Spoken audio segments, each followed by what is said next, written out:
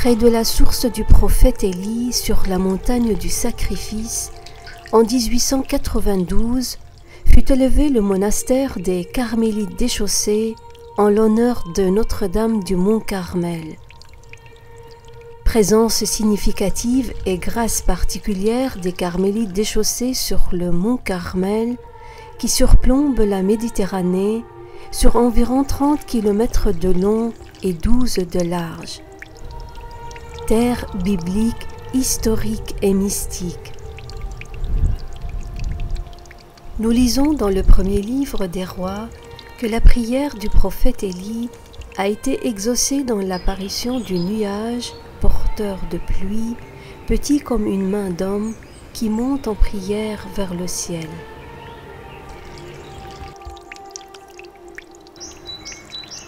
Comme tout lieu saint, le Mont Carmel nous exhorte à faire mémoire, à renouveler notre foi, à actualiser l'alliance avec le Seigneur en parcourant les années tel qu'il est dit dans le livre de Deutéronome.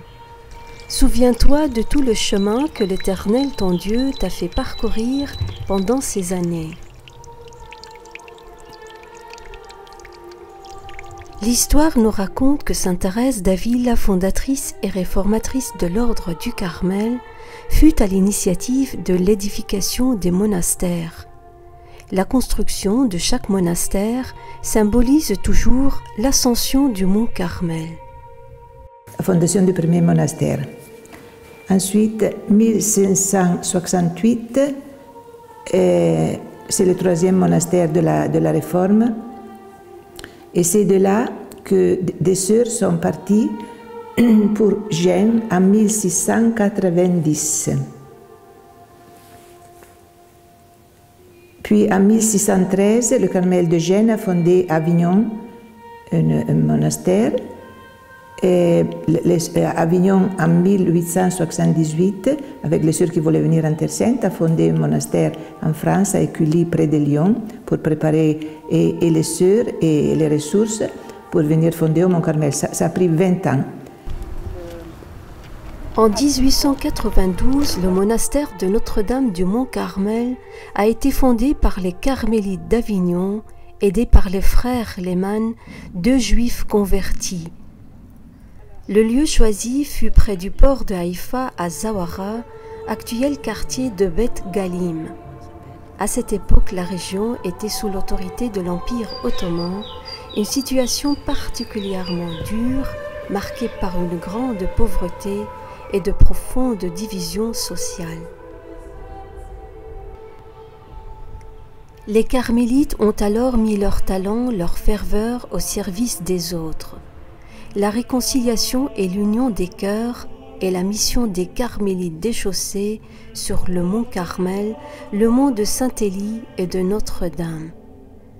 Depuis leur installation à Haïfa, les religieuses de Sainte Thérèse veillent comme des sentinelles qui attendent l'aurore, en priant pour l'union, pour le peuple juif et pour le monde.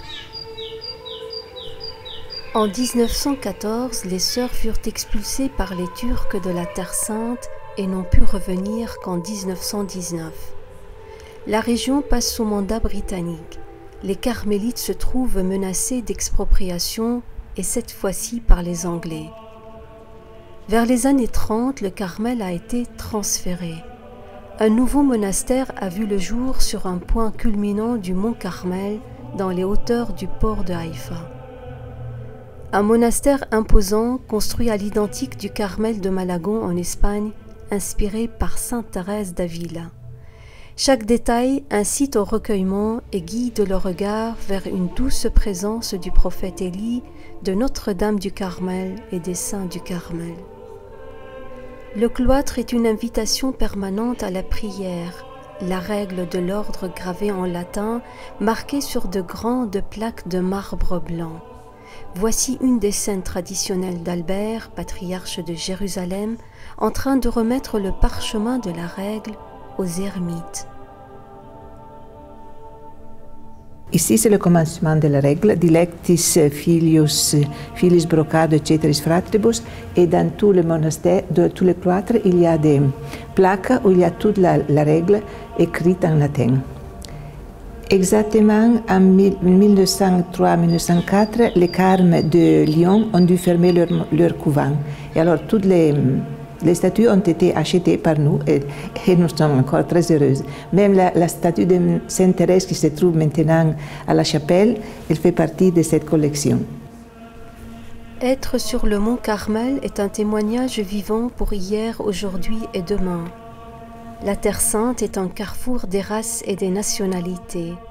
La communauté des Carmélites est constituée de différents rites, langues et continents, ce qui favorise le vrai sens de l'Église. Le Carmel est une vie simple et pauvre, marquée par la recherche de Dieu à travers, d'une part, l'écoute et l'obéissance de la parole du Seigneur et d'autre, la prière quotidienne. Le Carmel est la joie de rencontrer le Christ à chaque instant, dans chaque lieu et dans chaque personne.